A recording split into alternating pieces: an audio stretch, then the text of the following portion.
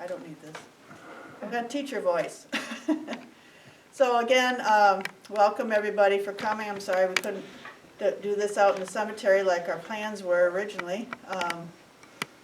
But we didn't want to forsake having George Anthony with us this weekend to let people be able to hear what he has to say about the island Native Americans. And so I asked Joe to set up so he can stream it, and if we could just kind of sit socially apart if you wish, stand, whatever, and we'll go ahead and let George talk about what he would have told us out in the cemetery and maybe some other things.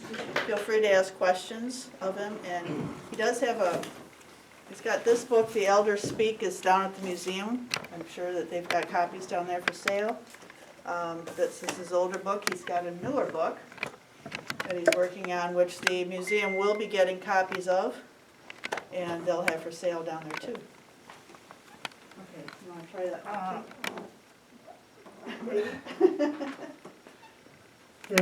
Is anybody else coming?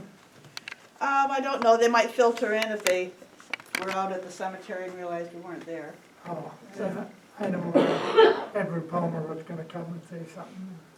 No, the other presenters we're going to do next Sunday out there, so so hopefully the rains don't come again. So we'll let you go ahead. You've got our attention totally today. We are gonna talk about the cemetery out here, and, all right, that's what I wanted to know.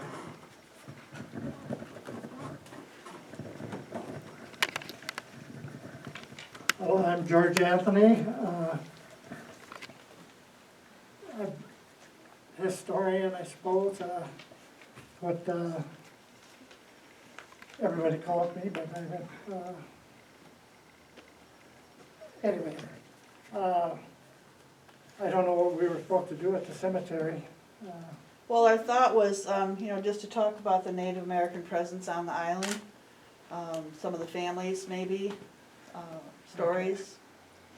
The Indians that lived on these islands mostly were on High Island and Garden Island.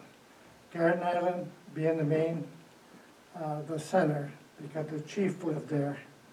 And that's Chief Pian, or he was known as Chief Pejikwevedung.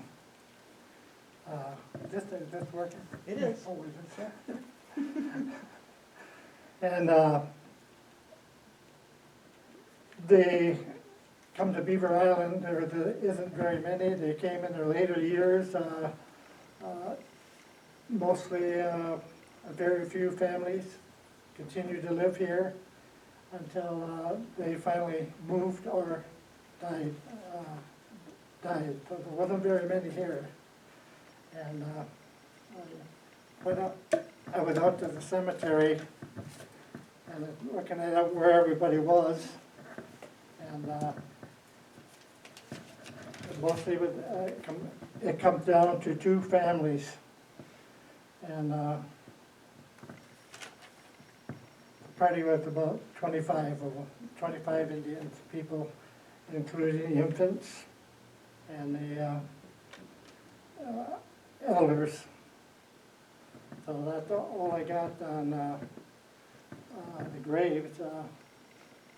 I'm going to read these names. Joe Kenwabakisi, Esther High, Joseph and Harry.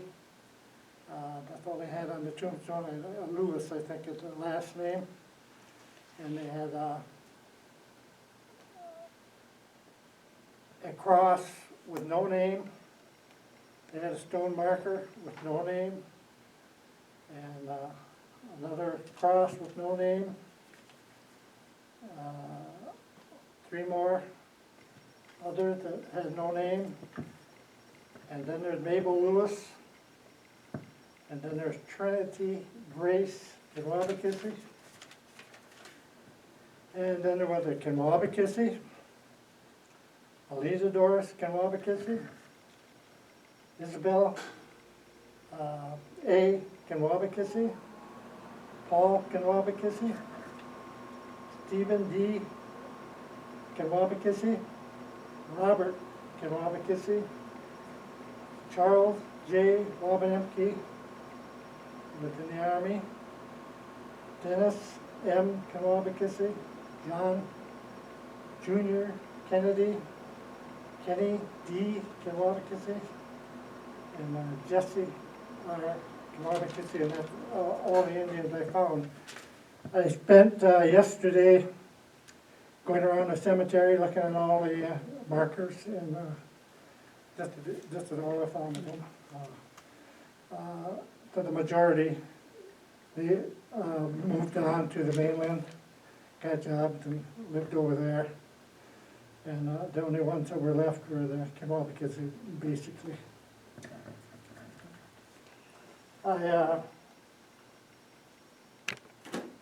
was prepared to speak for Garden Island.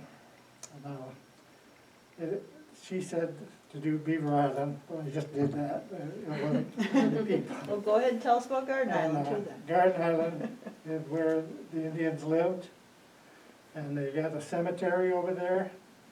And I don't know, some of you, probably all of you have been over there, but you won't find the names on the burial sites. They're too old, but there's some gravestones and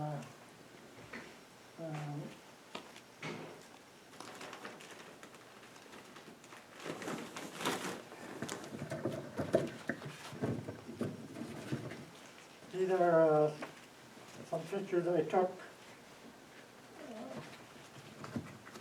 over the last year. Which kind of pages on it?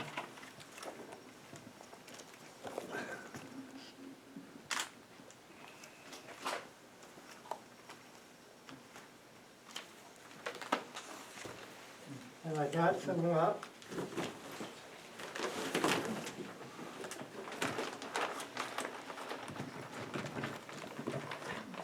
I said, I was prepared to do Garden Island, and then they changed it to Beaver Island. So I ended up with all this material. And I got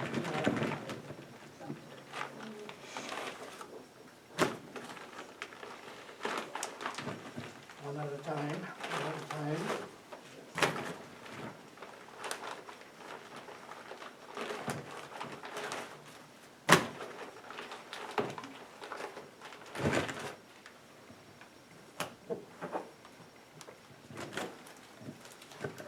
Pass these out. No writing, that's just pictures.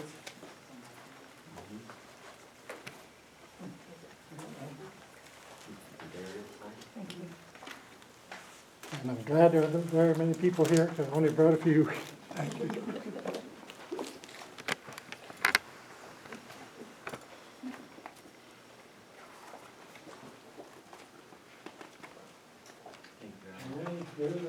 Just enough.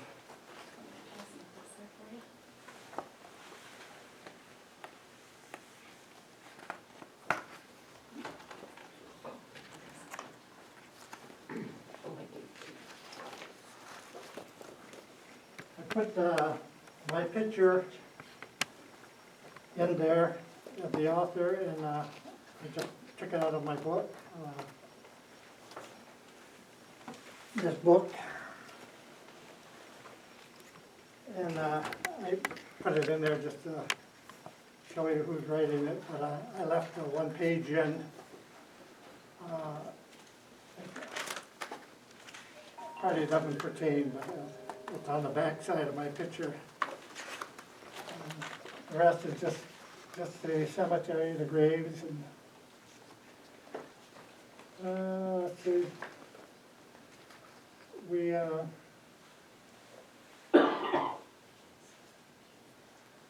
carry the bodies over by boat, naturally.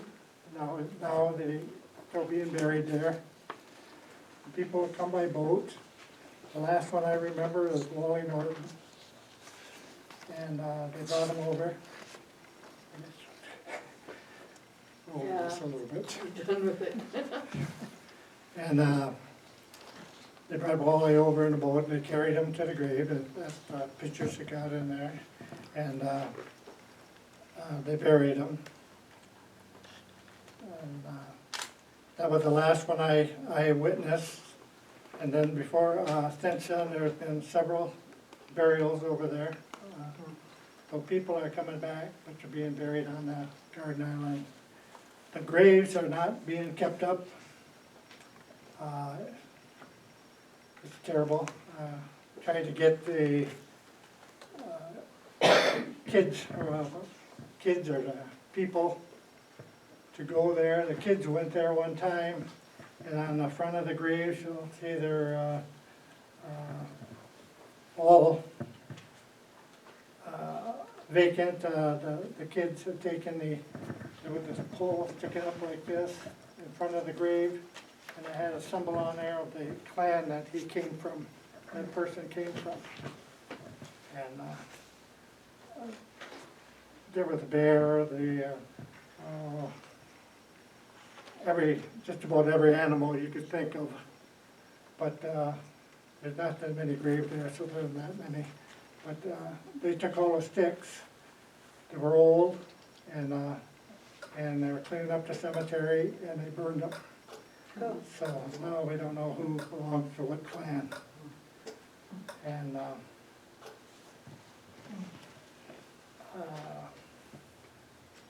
Were there any records, written records kept of that? no records. The Catholic Church party buried some there. They were just below the hill. And there's a little church there, and I'm sure they had some funerals, and they buried them with, I'm sure, the names. But the Indians required that they have that stick out front to show what clan they were from. Okay.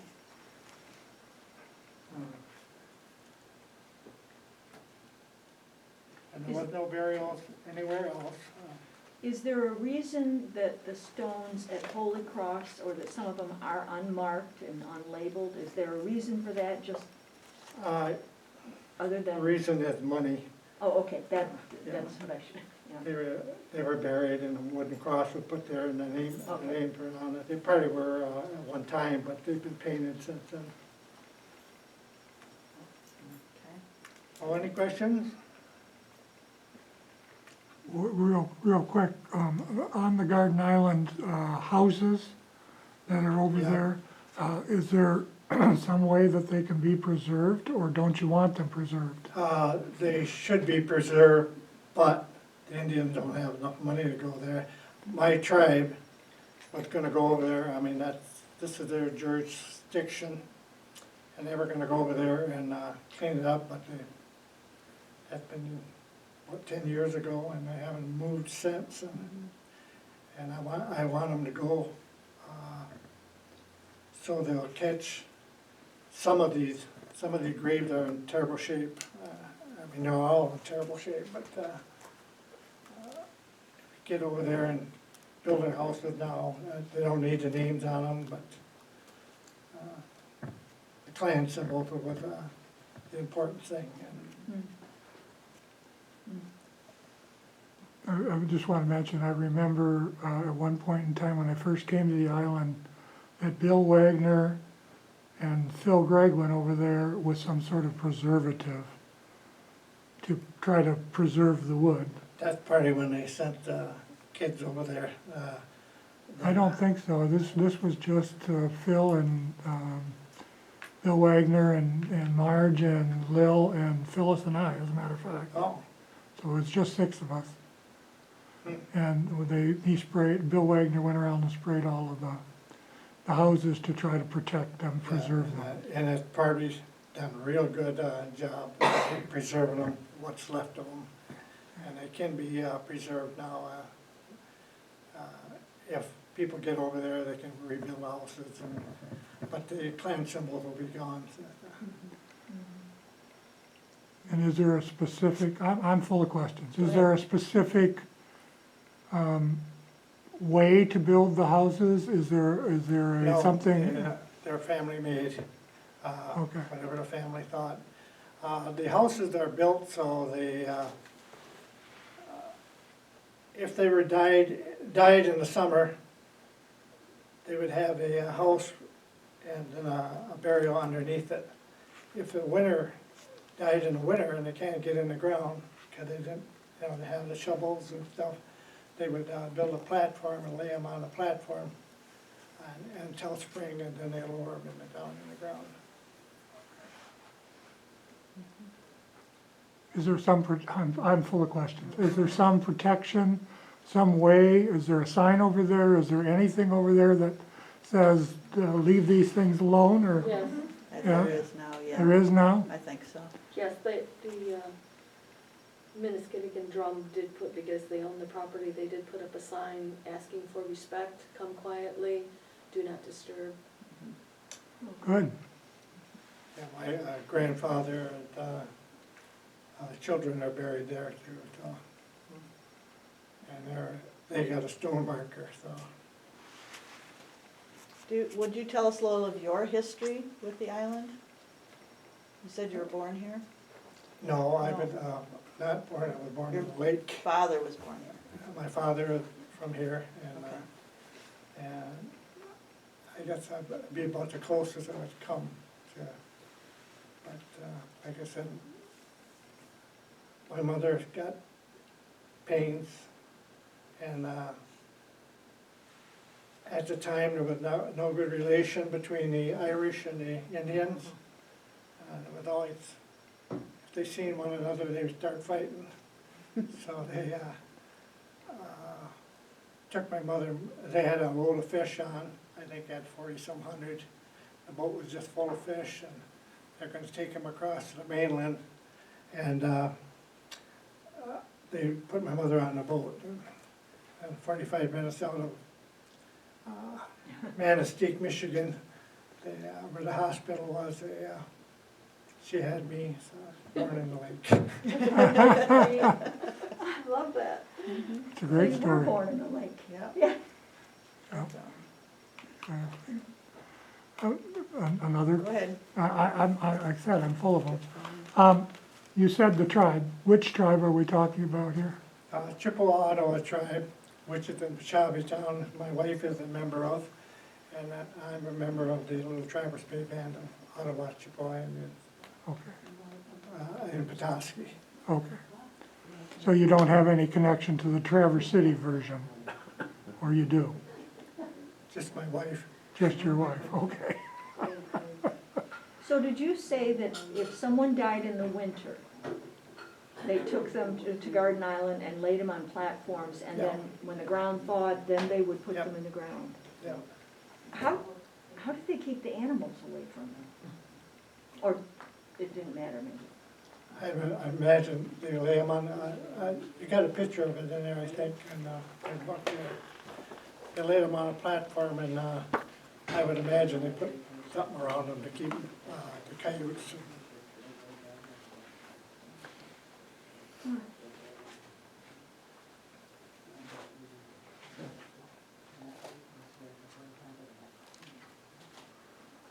How long ago were these pictures taken? 1970. Really? I was over there and I took the pictures, and there's some from pretty recent, maybe 10 years ago. Okay. No, it'd be 15 years ago. I'm gonna have Pauline talk a little bit about the Kennewabekissies on the island, if Okay. you don't mind. Yeah. Don't hide behind the pole, please. That's why we missed it. I know you, Pauline. I'm Pauline May Kenwabakissi Anthony. My parents were Paul and Isabel. I come from a family of 14. We were all born and raised on the island.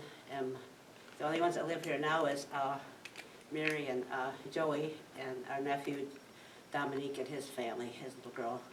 But most of us are right down around the area. My dad did fishing when he was younger, and then when we were little, and then he worked for like Walter Rogen and McCafferty's. He helped build a lot of stuff around in town. He was like a jack of all trades, I guess, because he could do plumbing and electrical and you know, normal things that go on Beaver Island. Everybody does them, so, anyway, right now there's 7 of us left. Lost quite a few, lost, quite a few nieces and nephews in, boating accidents and airplanes and cancer, but there's still probably about 200 of us still around, including the spouses and the kids and grandkids and nieces and nephews. So, and we're going to have our reunion this year in Crystal Mountain, our park, right on the river down there. So that's going to be kind of interesting because usually it's not just family, you know, it's like adopted family. Seems like everybody that we run into, they automatically assume they're a Kanawha-Kizzy, you know, they just come in. So it's like the island, you know, you just adopt everybody, you know, you don't care what they, you know, anything about them, as long as, you know, you can help them and stuff. Yeah, we get quite a few, but it sounds to be interesting. But yeah, it was fun growing up.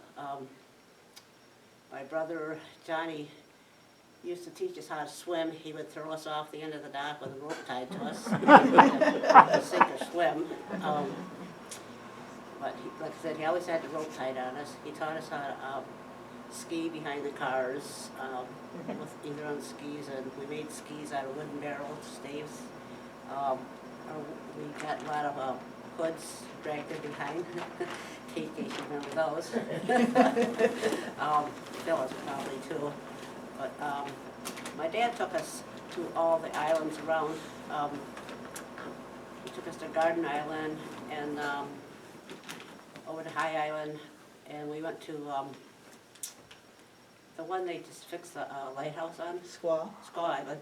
At that time, there was a house there, and when we went in, there was horses still out there, because Townsend had horses over there. And we went over there, and there was a horse still alive in the basement of one of the houses there. Oh my goodness. It was still alive, and then they couldn't get it out, so I think it just passed away, or somebody killed it or something. I don't know what happened to it. I just went back to the boat because it was too, you know, too frustrating, you know, because poor horse was sitting in there starving, you know, it's just. But that was one of the islands over there. And High Island, we always went there, and we always went up to that little lake in there, and we walked across the big field, and there'd be tons of strawberries in there. So we'd go over there and pick strawberries, but and I've never got up the front side of the hill over there, the high hill. I always crawled up the back side. I don't know why, but we always went up the back side. Yeah. And one time my youngest daughter, Angie, she was about 6, 7 months old, and my brother Leonard, at that time they didn't have backpacks, you know, like they do now, like baby carriers. My brother Leonard, he built a little backpack carrier out of twigs and stuff he found on a vacuum back, and a little seat on it, and tied it all together and tied her on his back, and he took her up the top of the hill, you know. But you know, just little things you make do with, and it was. I got that picture somewhere. His daughter wants me to find it because she wants it, because she doesn't have very many pictures of her dad when he was real little and some of the stuff he did, you know. But it was a lot of fun, you know. And like Phyllis's parents, they drug us all over the island when they moved here, and they took us on their sailboat, and we went everywhere with them, and it was just like part of the family, you know. They were just there, you know. We didn't discriminate against anybody. We just went. My mom always said that everybody has their own lives, you know. They have their own problems. Just let them be, and just, you know, do what you can for them. And that's been my motto ever since. I try to help as many people I can, and put up with him for 50-some years when he was out wandering around the countryside doing research on his book, and I'd be home with all the kids. And it was an interesting life living on here, and then being married to him and say him like he's something off wandering. But yeah, it was a lot of fun. I wouldn't change it for the world, you know. And I told him when I passed away, I says, you take me back to Beaver Island. I don't care where you go, but When I'm gone, if I go ahead of you, I says, I'm going on Beaver Island. I says, I'm gonna go back to where I started from. So, yeah, it's just family, so. So that's- when did you leave Beaver? I left when I was 21. That fall, I turned 21. And then the following year, when I was 22, we got married in South Haven. So, yeah, we had 5 kids. We lost one to a violent crime out in Colorado. We got 8 grandkids. The oldest is 26 and the youngest is 8. Mm. So, yeah, is he 8 or is he 9? Yeah, but, and there's 4 boys and 4 girls. My daughter's got 4 boys, and my son's got a girl and a boy, and, what's my kids? That's it, just Amy, Angie. Oh, and Andy's got 2 girls. My oldest son's got 2 girls, and, Andy is like a firefighter, and he was an electrician, and now he's a locksmith out at the resort, due to a back injury. He can't lift anything. My daughter Angie works at the casino. She's I think she's a manager in the customer relations. My daughter Amy, she works at the gas station in Traverse City. My youngest son works in security at Turtle Creek. So, and they all work for the casinos except for, well, they all do, yeah, even my grandkids. A couple of my grandkids work there, but the one, I don't know where she works now, she used to, so. And not a fisherman among them, huh? No, they, Andy tried it, but he got seasick horrible. That's not good. So he kind of gave up on that. He says, no, I can't do that, Mom. I said, well, it's not for you, you know. When you were growing up, were there other families besides the Kenwabakissis? Yep, there was the Napots and Lewis's, and what's her name is out there where Mike lives? Mike Martin. There were some kids out there too, but most of them we hung out with, like Marilyn and Melvin and Rita Napot. And their sister Marion would come over every now and then, but those were most of the ones we grew up with because they were all our same age. Marilyn and Melvin are twins, Okay. so they're our same age, and Rita's a little bit older. And the Lewises, they were all older, but they were always around, you know, with my older brothers and sisters. And then everybody kind of got married and moved off because there was no jobs here for, you know, they all like went to Chicago and Wisconsin and down by Detroit, you know, they just scattered. So, yeah. A lot of them are still around. I mean, we just lost another one a couple weeks ago. One of the Lewis girls, she passed away. But that's about theirs, you know. That's about all we all grew up with, you know, just family. And like my mom used to say, she would never know who's going to come down from upstairs in our house in the morning, because sometimes it'd be just us, and other times it would be like, what's her name, the Palmer girls would come down, or some of the Conahans would come down, and, you know, she just looked and, oh, okay, you know. And she'd fed anybody that came around. She didn't care, you know. She just threw some more beans in a pot, or more potatoes, and y'all know Beans? Michael Buckgardner. Yeah.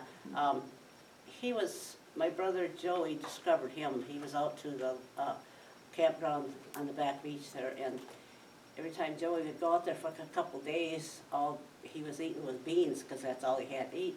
So that's how he got his name. And he was, so my brother Joey hauled him down and made him set up in the camp, in our yard, set his tent up in the camp, and my ma just fed him and it just kind of took him in. So, like, he's family, you know. And she was always like that. She took anybody in. And my sister Nancy's the same way. I mean, everybody in South Haven, all those kids down there call her Grandma Nance. I mean, there's like, she's got 4 grandkids, no 3. But every one of their friends and Chris Harris's daughters, they all call her Grandma Nance because she feeds them, she hauls them around, she takes them places. She took a lot of kids there from there up this way, skiing and on little trips. But you know, all the parents says, "Oh, where you going?" "Oh, Grandma Nance's." And, "Oh, okay," you know. Yeah, it was fun actually, you know, because I think our mother and dad instilled in us a lot of empathy, maybe is what the word I wanted, because she says, a lot of times you don't have things, you might only have enough to feed yourself, but, you know, somebody might not have something, so, you know, just help them, you know, just, and don't expect nothing in return, you know, just do it. Yeah. So I think that's what we all try to do, you know, we don't try to say, oh, you can't, I'm not gonna give you money unless you pay me back, you know, it's just like, oh, you need something, oh, okay, here you go, you know. I guess that's the way I was raised, so it was fun. That's good. Yeah. You are a good public speaker, by the way. Huh? You are a good public speaker, by the way. I'm getting better at it because I'm on our Grand Traverse Elders Advisory, and Okay. every now and then I have to open that big mouth because they get. Yeah, so I never used to be, but I'm getting better. I think George wants to say something. He's been Yeah. standing there Probably with a tell me to book in shut his up and hand. get out there. Please don't hide behind the post. Okay, you gotta come out from behind the post. Yeah. Good job, Pauline. That pamphlet I give out was, my first run, I was in a hurry and I thought I'd get some at least to pass out while I was here. This was the second one. I didn't have a cover, so I put the cover on for my book. And this is all about the death of our people. And I'd like to read it. And it'll probably take about 10 minutes. 15. The Algonquin believed that 4 days were required before the spirit could finally leave the earth. During the 4 nights that the spirit remains here, it is supposed to linger near his former dwelling. They are of the opinion that the spirits of the departed will frequently visit the dwelling of their friends in order to invite them on their journey to the other world. They have a well-grounded assurance of immortality by their beautiful. Yes. Shoot, that's okay.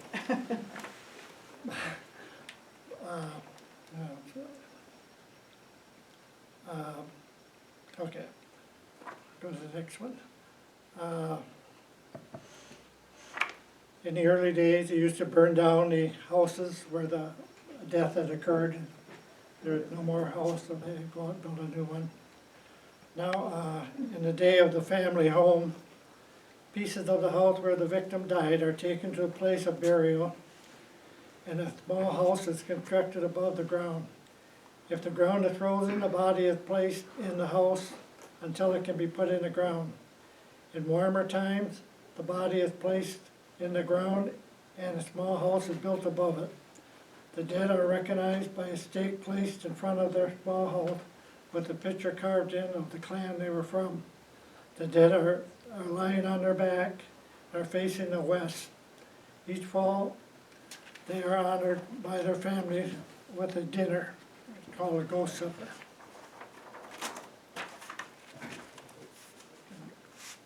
Ghost suppers. In earlier times was referred to as the Feast of the Dead. Early description by the Jesuits of this feast described an event that had similarity to the ghost suppers that are held today. Of course, the Indian people did not stand still in time, so these feasts evolved along with Indian people. One of the major changes after the arrival of the Europeans, early Jesuits noted that these feasts began in early fall and continued sometimes until as late as January, or until food ran out. It must be remembered that at this time any food brought into the village was communal. It belonged as much to one as to all others. So when it is said, until the food ran out, that meant that the village or band without a food. The Jesuits were concerned. They witnessed the Indian people work hard all spring and summer to stockpile a large amount of food, enough food so that if it was used wisely with enough that all of them could eat well all winter long. Instead, this food was being consumed during the fall and early winter, leaving none for hard winter. The amount of death by starvation of these people during the hard month of winter was high. The Jesuits, in their efforts to correct this, explained to the Indians that they too honored their dead with a feast, but that they held a feast on a single day. This was called All Souls Day, November 2nd. That by having this on a single day, they did not use up all of their food. As the Indians converted over the Christian religion, they too began to celebrate honoring their dead on only one day. Their new religion dictated they would hold their feast on All Souls Day. However, it was not practical that all Indians hold such a feast on one day. Other days were chosen before or after that day. The preparations began days, weeks, or even months before the date of the event. To better understand the significance of ghost suppers, it helps to understand how the people viewed death. This feast is a Native American tradition. It is held one day only, in late October, all of November, or through early part of December by different families. It is to honor the deceased relative. It is a day to remember the spirits of the family that have died, so they eat for the spirits. Other families may honor their dead on the same day, so it is possible to have 6 or 7 meals on the same day. Families honor other families by going to each other's supper. It is said that you can never get full by attending one or more ghost suppers. You do not have to be Native American to attend. Everyone is welcome at a ghost supper. The door to the house that's having the ghost supper is always open. You do not knock. If you hesitate at the door, the spirits too will hesitate and it might cause the souls traveling along with the guests to feel unwelcome. This is my cutting out some material. It's a page,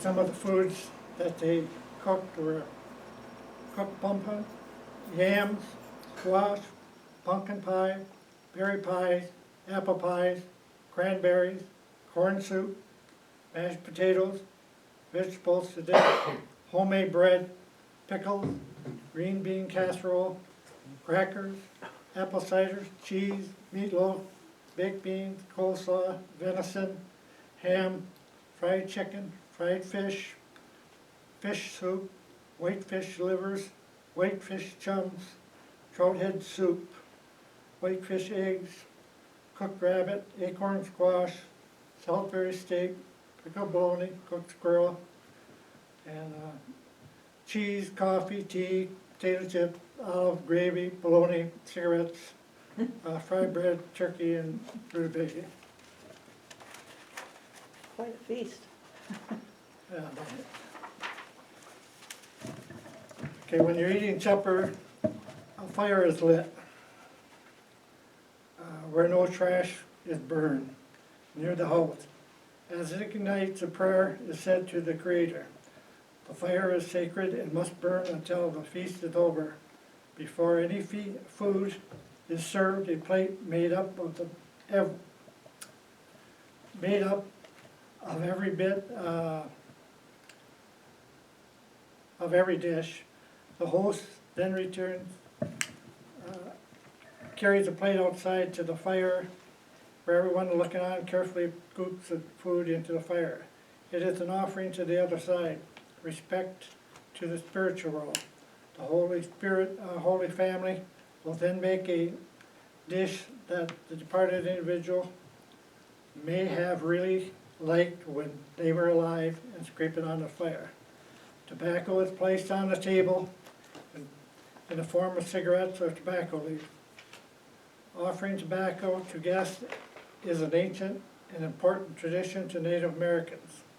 The door to the dwelling is left ajar as a gesture indicating all are welcome. Visitors are expected to eat, lost my place. Visitors are expected to enter without knocking. Each and every guest visitor is honored, fed, treated with respect, and appreciated for their visitation and participation in the feast. It is believed the more visitors you have from this world, the more visitors you have from the other. Each visitor bringing along with him or her a spiritual member of their family. The guests seat themselves at the table and eat until they can hold more. Guests are supposed to leave the table. Guests are supposed to leave the table hungry because they are also eating for their deceased. When they are finished, they finish only a few minutes before getting up to give their seats to someone else. No sooner has someone left the table when the place is reset with clean dishes. Each and every dish from the table is scraped clean into a special container. This is burned in a sacred fire.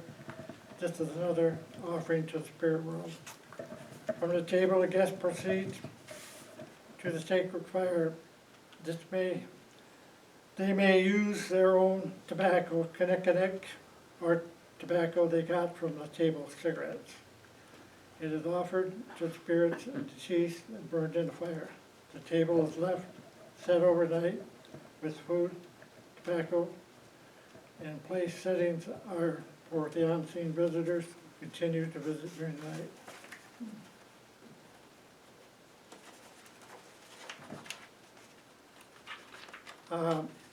I wanted to, apparently this one didn't have it, but they're after the death, and they're all standing around the cemetery. The people would all get together and send out their fastest runner, and they would have a race. And the one who wins this race would be the next one to have a death in their family. So nobody wanted to win? They would run the, so they, I don't know, I don't have that party in one of the other ones. Probably skipped it. Here we go. Upon the death and subsequent burial of Antoine Pian on Tagani, Garden Island, I was told by the elders I interviewed that a foot race took place immediately after. I asked why this happened and what was the significance of winning the race. This is what I was told. Each family that was in attendance at the event brought with them the fastest runner in their extended family. When the burial was complete, all these runners lined up under the direction of the elders present. When a signal was given, the runners began the race. Each of the families intensely cheered on their runner. The length of the race was usually the length of a cleared field and back. What did the winner win? The family of the runner that won would have the honor of being the next family to have a death. This was very hard for me to understand, as it probably is for you. If I am right, your first thought probably was that you would hope that your runner would lose. I inquired of the oldest elders I had been working with for an answer. Because I was oriented in the Catholic religion was very hard for me to grasp what was being told me. The following version is inclusive of the comments that all the elders told me. We do not fear death. We knew all our lives that our day would come, that we were going to leave this world and go to a better place. We have learned in this world that there is good and bad. It is in the next world there is only good and happiness. No one knows what exactly this happiness will be, just like no one knows exactly where this place is. But we all feel that it's close by. While we live our lives in this world of both good and hardship, we are aware that someday it will end. But we all hope that it will not happen until old age. But happen when it may, it will put an end to all our miseries and we have suffered in this world. If we are all in a race. A person dies that said they have outrun us in the race. They have gone to a better land before us, but we shall soon follow.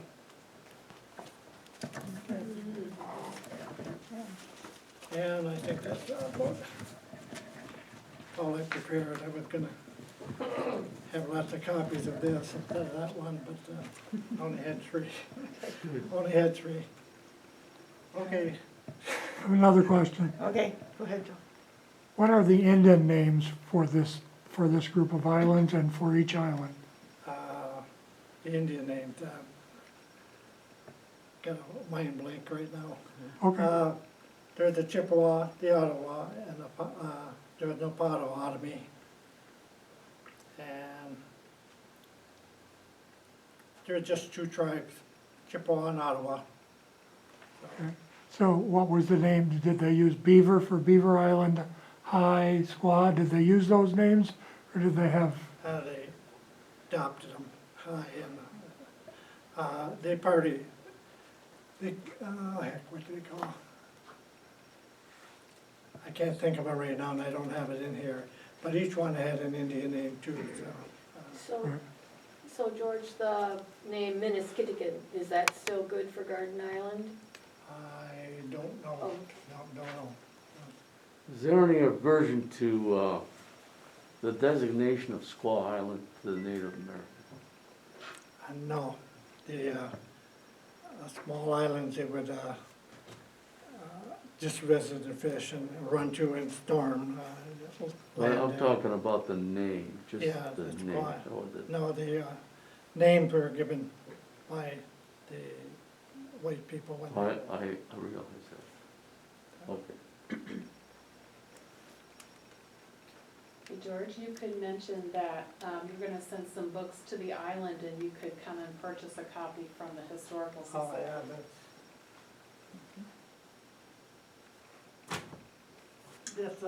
this book here is the one I just finished. I got copies of it, boxes of them, but I didn't bring them because they were too heavy for me to carry over on this day. I also have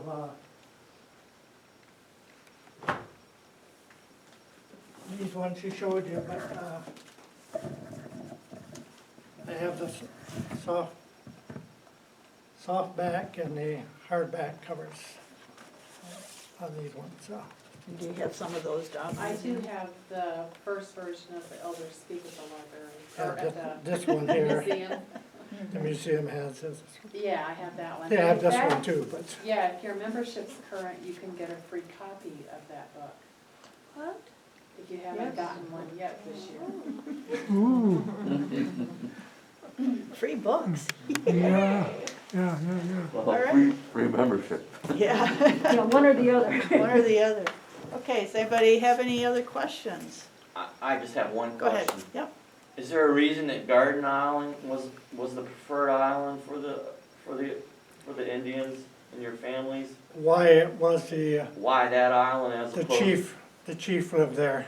The Okay. Chief Pajic Webedon, or later on changed it to Chief Pian. And he lived there, then gathering of people around. Yeah, So that's how it's pronounced. We've wondered. We see it all the time and hear all these different pronunciations, so it's Pian. Yeah, Pan is the one that he kept until the end. Any other questions? Well, I thank you all for coming. I thank you, George and Pauline, for enlightening us. And we're planning on doing the cemetery walk that was planned for this weekend will be next Sunday. This will be the plan. I do have one comment on my Skull Island.